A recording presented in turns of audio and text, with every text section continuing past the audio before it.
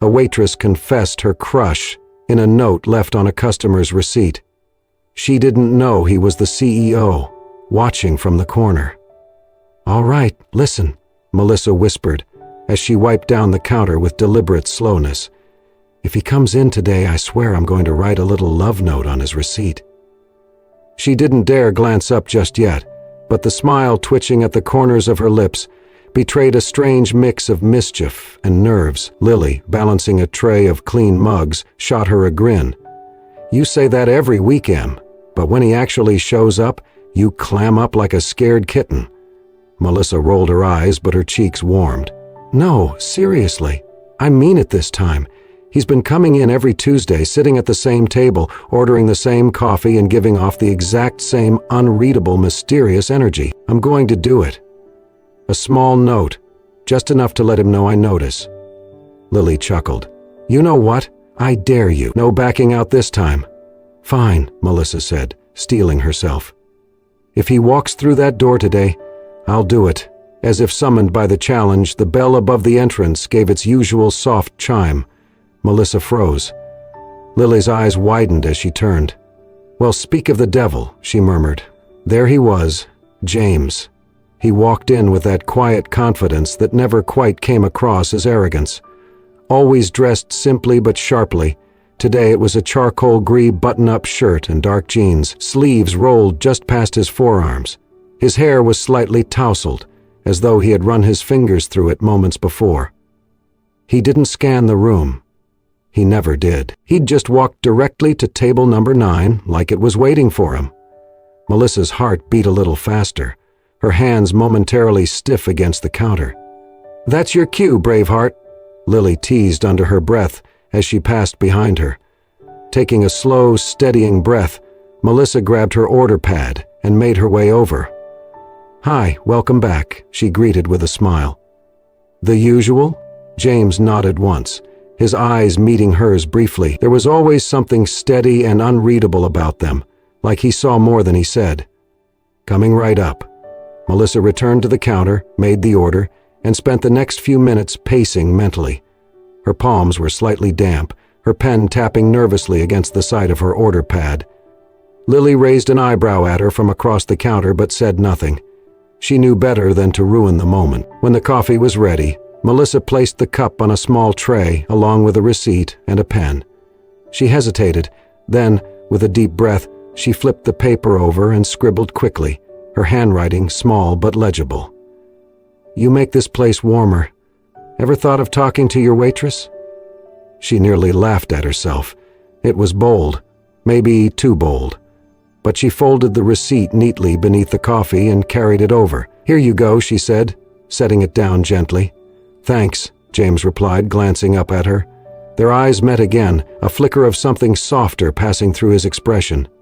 Melissa turned and walked back toward the counter, forcing herself not to look back. Her pulse was erratic, her stomach flipping. Lily leaned over, whispering, "You did it? Tell me you did it." Melissa nodded. "I did. I might die, but I did." From the corner of her eye, she watched James unfold the receipt. His eyes scanned the note. He did not react immediately. He did not even look around. Instead, he reached into his wallet and pulled out several bills, leaving a tip that was far more generous than usual. Then, without a word, he stood, adjusted the cuffs of his shirt, and calmly walked toward the door. Melissa exhaled, disappointed. No smile, no acknowledgement, just silence. The bell above the door jingled again as it closed behind him. She turned back to her tasks, heart sinking a little. The moment the door closed behind him, Melissa leaned against the counter, her eyes still fixed on where James had just stood. She barely registered Lily's teasing in the background. There was something about his brief, quiet smile. It had hit her harder than she expected. It was not just that he had read her note. It was that he seemed to have felt it. Later that night, after the cafe had closed and she was wiping down tables, her mind drifted. Her hands moved out of habit, while her thoughts returned to the moments she had stored away, like pressed flowers in a journal. It had started on a rainy Tuesday, That day had been one of the worst. They were short-staffed, Melissa had dropped a tray of clean cups, and Mr. Dalton, the manager, had scolded her loudly. "Watch what you're doing, Melissa. Break anything else today and it's coming out of your paycheck." Her hands shook as she knelt to pick up the shards, cheeks burning. She turned to table 9, expecting judgment, or worse, indifference. Instead, James had stood up. "That was clearly an accident," he said, calm but firm. "I've been coming here every week. The service is always perfect. She's the reason I keep coming back." The cafe fell silent. Mr. Dalton mumbled something and walked away. James sat back down without another word. To him it was nothing, but to Melissa it meant everything. Then came that freezing morning in late November. Her hand caught the edge of a metal cart.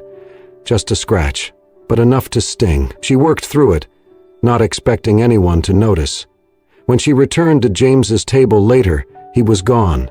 In his place, a box of antiseptic ointment and a folded napkin that simply read, "For the little hurts, take care of yourself." No name, no note beyond that.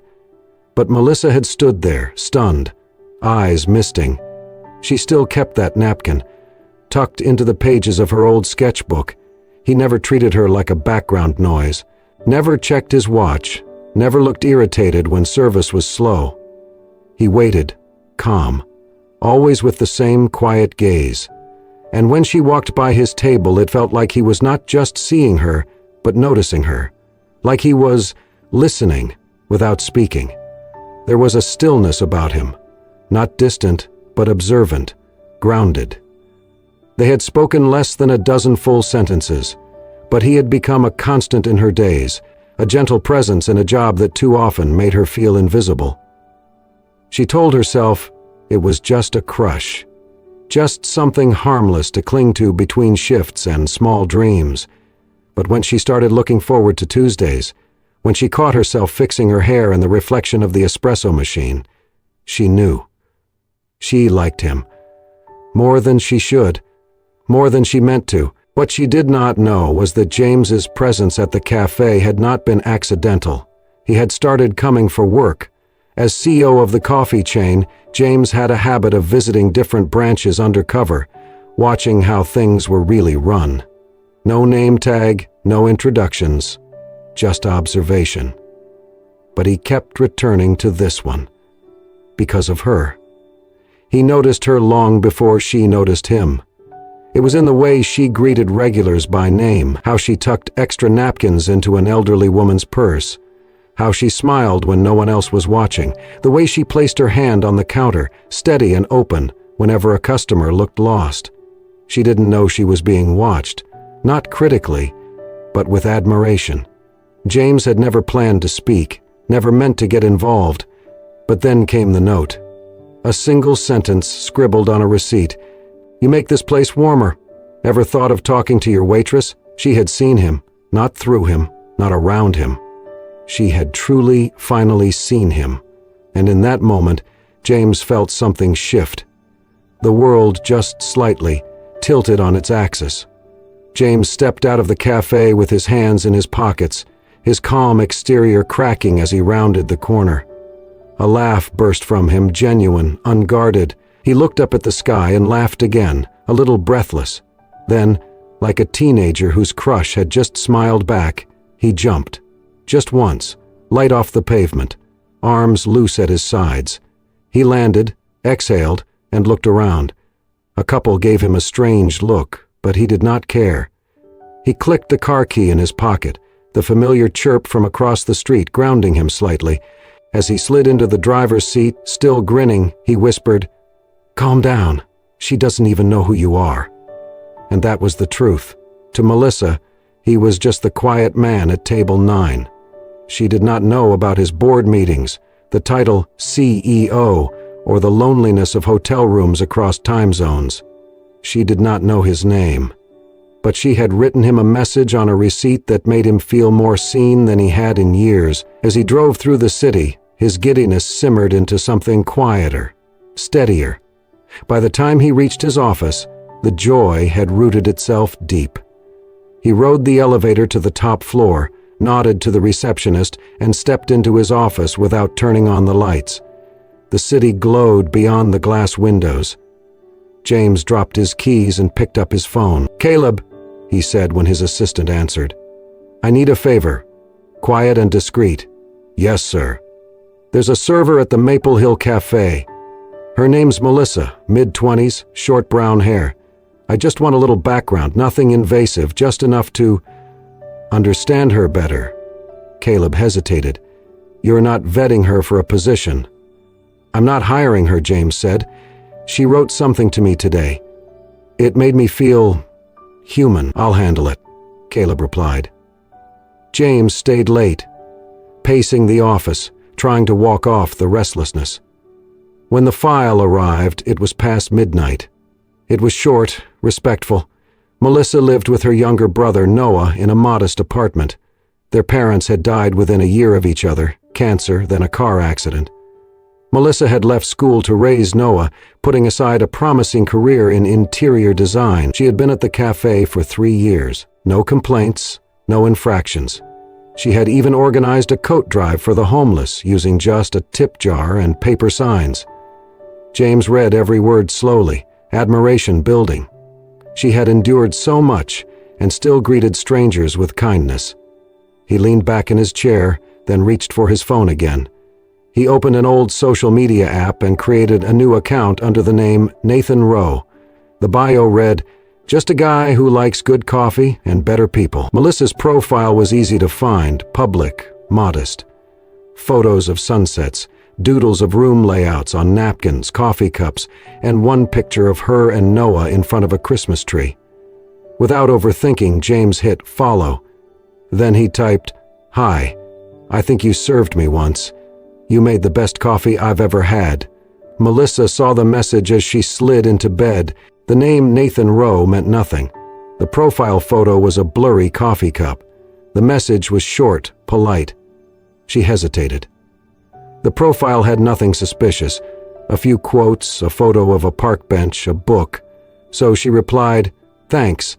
I try to make every cup count." The conversation was slow at first. Nathan asked about her favorite beans, if she preferred morning shifts or evenings. Melissa gave guarded answers, but his tone was warm, not pushy. It felt safe. By the second night, she smiled when she saw his name. "What about you? You seem like someone who knows their coffee. Barista? Critic?" "Nothing that glamorous," he replied. "Just someone who notices people who make others feel seen." "You're really good at that." Melissa paused, surprised by the softness in his words. "You don't even know me." "Maybe not, but some people carry a light. You can see it, even from across a room." From there, the messages came more freely. They chatted nightly, longer each time. She told him about her parents, about raising Noah, about her dream of designing warm, welcoming spaces, about Mr. Dalton's strict rules at the cafe. She even shyly mentioned the man from Table 9. "There's this guy," she wrote. "He comes in every Tuesday, always polite, barely talks, but I don't know, he makes me feel noticed." James stared at the screen. "He sounds lucky to have your attention," he replied. Melissa blushed, not knowing the man reading her words was the same man she was describing. For James, still hidden behind the name Nathan, each message was a gift and a weight. Melissa was even more extraordinary than he had imagined. Bright, funny, resilient, and he was falling fast. But every word he typed deepened the lie. He told himself it was harmless, that it was just a different way of being seen. After all, Melissa had once seen him across a cafe and left him a message that had changed everything. Maybe this was just the next chapter of that. But then she messaged, "Sometimes I think I talk too much. Sorry if I ramble." James wanted to type, "You could talk for hours. I'd never stop listening." But Nathan couldn't say that. Still, he kept going, because Nathan could say the things James was too afraid to. Then one night she wrote, "I think I stopped believing people meant what they said a long time ago. But with you, it feels different." James froze. He could picture her, curled up in bed, eyes uncertain but hopeful. She was opening her heart. He typed slowly, "I don't want to be someone who lets you down," and when she replied, "Then don't," he knew he was in trouble. Because he was falling not as James Carter, CEO of a corporation, but as Nathan Rowe, a name that didn't exist, and the moment Melissa found out, everything real between them might disappear. It happened on a quiet Thursday night. They were chatting as usual, light-hearted, familiar. Melissa was curled on the couch in her oversized hoodie, her phone glowing in her hand, while Nathan sent another one of his thoughtful, slightly quirky messages. It was all becoming such a comforting ritual. "Long day?" he had asked. "The usual. Mr. Dalton on another one of his rule sprees. I swear he checks the angles of coffee cups. Maybe he just needs someone to remind him what warmth looks like." "Like you do." "Every Tuesday at table 9. Melissa blinked. The air around her seemed to pause. Her fingers stopped moving. She stared at the screen for a long moment, reading the message again. "Every Tuesday at table 9. Her heart dropped. She had never told Nathan about table 9. She had never mentioned the exact day, or that the man she quietly adored sat at that specific table. And yet there it was, so casual, so natural, as if he had simply forgotten it was supposed to be a secret. Her hands started to shake. Her mind raced through every message, every word, every detail. She clicked on Nathan's profile. It was still bare, still vague, too perfect in its intentional simplicity. An hour later, with her laptop open and her search skills in full gear, Melissa finally put it all together. James Carter, CEO of Brewline Coffee, photographed at a conference 3 months ago. Same face, same posture, same kind eyes she had stared into every Tuesday. Her stomach turned. He was Nathan. Nathan was James. The customer, the quiet stranger, the man who had said almost nothing in real life but everything in texts, the man she had started to trust, maybe even fall for. And he had lied. The next day, Melissa went to work, jaw set tight, hands clenched. She did not cry, not yet, but when she opened the cafe door, she nearly froze. James was already inside, not in his casual, soft-spoken Tuesday clothes. He stood tall in a tailored navy suit, a discreet pin on his lapel, tablet in hand, surrounded by 2 assistants. The air in the room had shifted. Staff stood straighter. The manager hovered anxiously nearby. Melissa stared at him. He turned to her. His eyes were the same. Still gentle, still searching. But her gaze was no longer soft. It was cold, wounded. He took a step forward as if to speak to her. She turned away. For the next 30 minutes, James walked through the cafe like a man on a mission, calm, polite, professional. But no one in the room knew what Melissa knew. He reviewed the operations, pointed out outdated procedures, highlighted customer complaints, and even corrected a few of Mr. Dalton's outdated policies. At one point, he quietly said, "There is more to leadership than enforcing rules. It's about making people want to stay, not making them afraid to leave." Mr. Dalton nodded, clearly uncomfortable, but to Melissa, it did not feel noble. It felt like a performance, another layer in the illusion. She could barely breathe.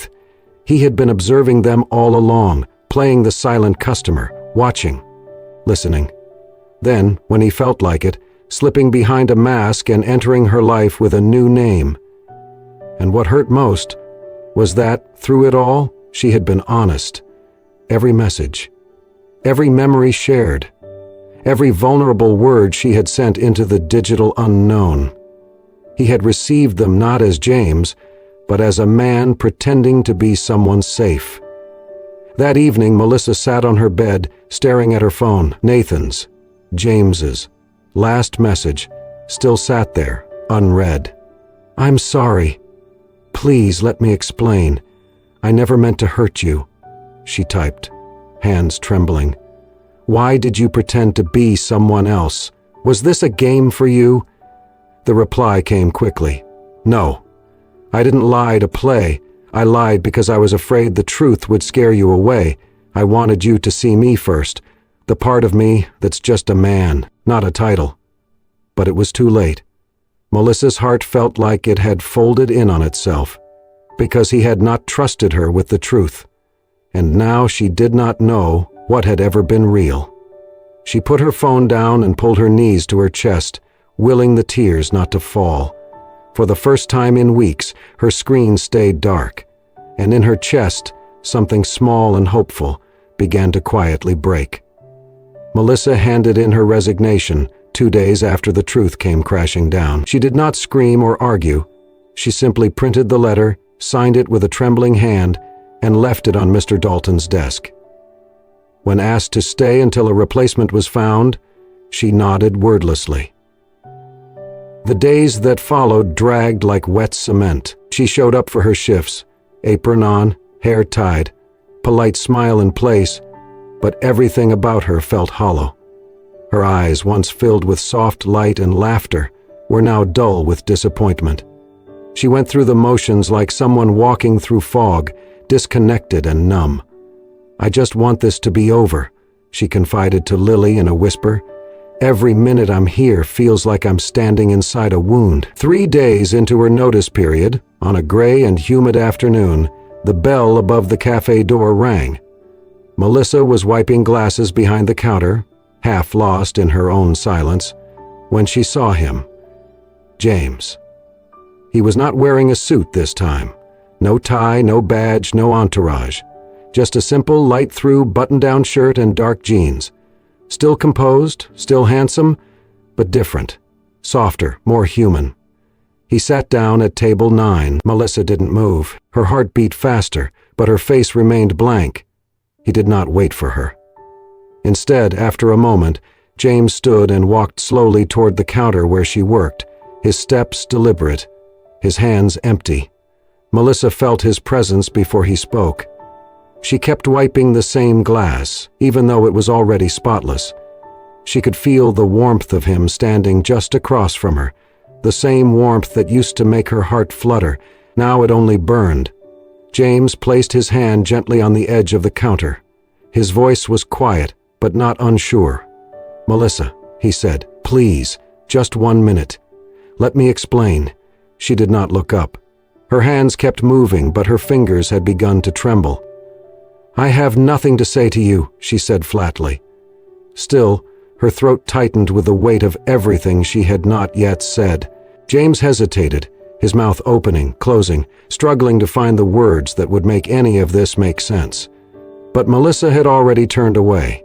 She walked quickly toward the back exit, past the kitchen, through the swinging door, and into the alley behind the cafe.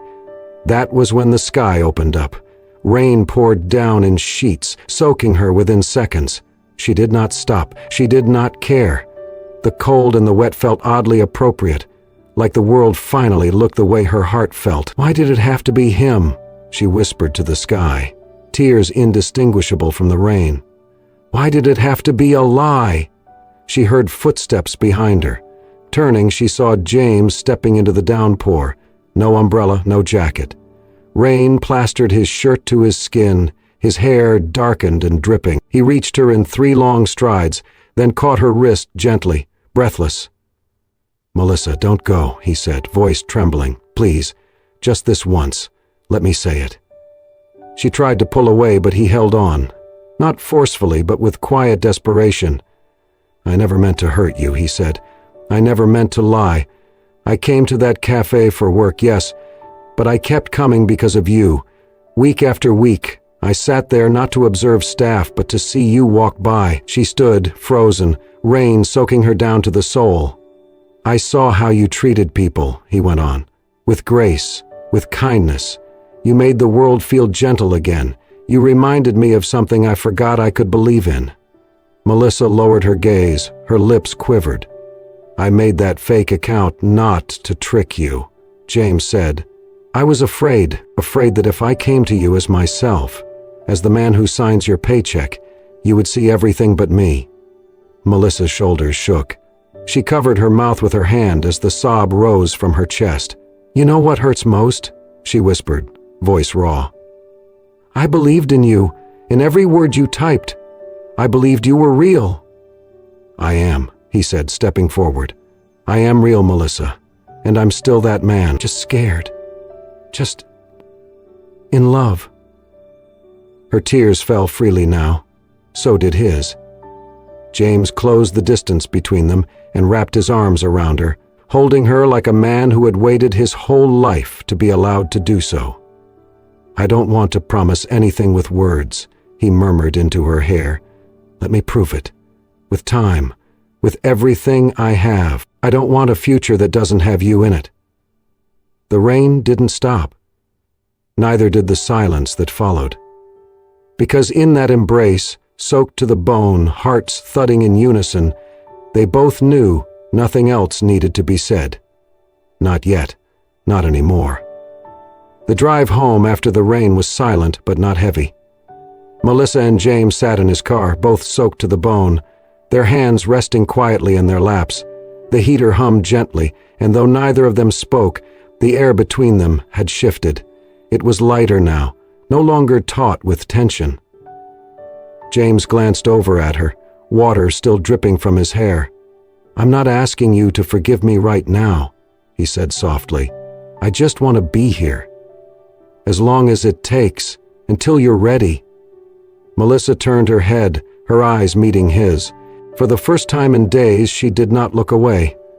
In the days that followed, James kept his word. He did not send flowers. He did not flood her phone with apologies. Instead, he disappeared from her daily life, but not from her world. Quietly, he reached out to the design institute Melissa had once dreamed of attending. He arranged a scholarship, full tuition, materials, a small stipend. No name attached, just an anonymous sponsor with faith in her talent. At the same time, her younger brother Noah found their leaky bathroom mysteriously repaired, and a semester of tuition suddenly covered by a local education grant. When Melissa pressed for details, the landlord only shrugged. It was taken care of. Some guy said he owed your sister more than she'd ever know. James made sure no gesture was traceable. He never wanted her to feel indebted, only supported, and Melissa noticed. Not through headlines or declarations, but in the quiet unraveling of her burdens, in the way the world began, little by little, to feel less heavy. One night, she sat alone in her room, staring at her phone.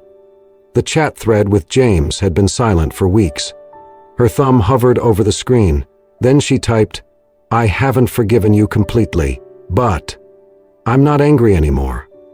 Seconds later, 3 dots appeared. Then, "That's more than I deserve. Thank you." It was not a grand reunion. There was no sweeping kiss, no dramatic gesture. Just coffee 2 weeks later, at a small cafe neither of them had been to before. He wore his simplest clothes. She wore her natural smile, hesitant but real. They walked in the park, talked about neutral things at first, books, art, music, until the conversations deepened. James never once brought up the past unless she did. He let her lead. Over time, Melissa stopped looking at him like a man who had lied to her, and started seeing him again. The one who left antiseptic for a scraped hand, who waited patiently at table 9 without a clock in sight. Their relationship rekindled, slowly but surely. No titles, no roles, no illusions. They skipped the cafe where they first met, not out of pain, but respect for what had been and for what needed to grow elsewhere. James let go of being the CEO when he was with her. With Melissa, he was just a man who had learned that vulnerability was not weakness. Melissa, in turn, found peace in his presence. A quiet kind of safety, the kind that did not demand, did not press. It just stayed, steady as breath. Then came the night of the exhibition. A local artist invited Melissa to design the interior space for his gallery showcase. She poured herself into it. Every detail, every color, every placement spoke to her vision of warmth and belonging. It was a triumph. People came, they praised, reporters took notes, and for the first time, Melissa felt like she had not just followed a dream, but caught it and shaped it with her own hands. Late that night, as the gallery lights dimmed and the last guests drifted out, James came up behind her. He wrapped his arms around her waist, his chin resting gently on her shoulder. "You know," he whispered, "I want to be the only one who gets to stand in the front row, watching you do what you were born to do, for the rest of my life." Melissa leaned into him, eyes closing. He smiled. A week later, she came home from work and found something waiting on the kitchen table. Not a ring, not flowers, just a small folded receipt. Blank, except for one handwritten line. "Still crushing on you. Marry me?" Tears sprang to her eyes before she could stop them. She laughed, then cried. And when James stepped out from the kitchen, hands in his pockets, hope flickering in his eyes, she ran into his arms without hesitation. She did not need to say yes. Her arms, her tears, her joy said everything for her. The past was behind them. The future? It was just beginning. 1 year later, under the soft light of a golden afternoon, Melissa stood barefoot in a garden she had once only dreamed of. The trellises were wrapped in white blossoms, the air rich with the scent of lavender and sweet citrus, and the wooden chairs set in gentle curves framed a pathway lined with petals. Every detail had her touch, simple, elegant, intentional.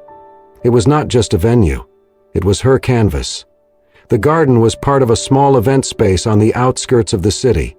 Melissa had designed it from the ground up, transforming a once overgrown lot into a sanctuary of beauty and calm. It was her first big solo project, commissioned just months after her gallery debut, and it became the place where she and James decided to marry. No hotels, no elaborate banquet halls, just this: sunlight, birdsong, and the people who mattered most. Guests began arriving, many already familiar faces. Lily hugged Melissa tightly before the ceremony, whispering, "Told you he was the real deal." Melissa laughed, wiping away a tear before it could smudge her makeup. Even Mr. Dalton came, wearing a tie too tight for his thick neck and an expression softer than she had ever seen on him. "You were always more than a server," he said as he shook James's hand. "I see that now." James smiled graciously. "She's more than I ever imagined, too." As the music began to play, Melissa stepped out from behind the flowering archway, her white dress flowing like a breeze, bare shoulders glowing under the sun. James stood waiting beneath a canopy of vines, his hands clasped in front of him, his smile quiet but impossibly full. When their eyes met, the world narrowed. Time stopped. Each step she took toward him felt like a stitch in a seam that had been waiting to be mended. The aisle was not long, but by the time she reached him, she was already blinking back tears. James took her hands, his thumbs brushing gently across her knuckles. His voice trembled slightly as he leaned close, speaking just loud enough for her to hear. "That receipt you wrote on," he whispered, "was the ticket that brought me into your world." Melissa's lips curled into a soft smile. "And today," she said, "that world belongs to both of us." Their vows were brief, heartfelt, and untraditional. No rehearsed speeches, no grand declarations, just honesty. "I promise to never stop earning the seat at your table," James said, voice steady, eyes locked with hers. "To listen more than I speak, to remember every Tuesday, to never pretend again." Melissa held his hand tighter, her voice breaking just slightly as she replied, "I promise to believe in us, to forgive without forgetting, to laugh through hard days, and to always save a seat for you, at the cafe, in my heart, everywhere." The officiant pronounced them husband and wife. The applause was immediate, joyful, unrestrained, but for Melissa and James, it was background noise.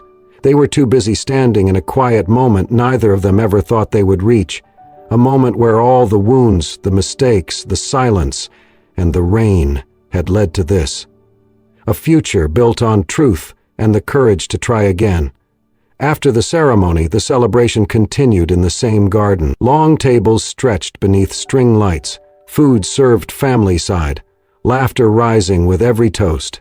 Someone found the old receipt, the one Melissa had written on that day at the cafe, and framed it beneath a glass box, placing it at the center of the couple's table. James laughed when he saw it. Melissa kissed him on the cheek and said, "It aged well." They danced without choreography, without pressure, just the swaying of two souls who had already weathered their storm. Later, as the sun dipped below the horizon and the first stars blinked into existence, James pulled Melissa aside. They stood alone beneath the archway of white flowers, the same spot they had exchanged vows just hours before. "You still warm the world," he said softly. "And you," Melissa replied, eyes shining, "still make mine feel safe." They kissed, gentle, knowing, complete. Because love, in its most enduring form, is not always. Sometimes it begins with a coffee order, a quiet table, and a single sentence written in hope. And sometimes, if you're lucky, it ends in a garden filled with light, where two hearts finally call the same place home. Sometimes, the most extraordinary love stories begin in the most ordinary places, with a cup of coffee, a quiet smile, and the courage to write a few honest words on a piece of paper. Melissa and James's journey reminds us that love is not always perfect, but it is real, raw, and worth fighting for. It teaches us that forgiveness is powerful, that patience speaks louder than promises, and that sometimes the smallest moments lead to the greatest chapters of our lives. If this story touched your heart, made you believe in second chances, or reminded you of the quiet beauty in everyday kindness, please consider subscribing to Soul-Stirring Stories. Here, we celebrate the human spirit, the power of love, and the stories that heal, inspire, and stay with you long after the screen fades to black. Subscribe now, and let us bring you more tales that stir the soul and warm the heart.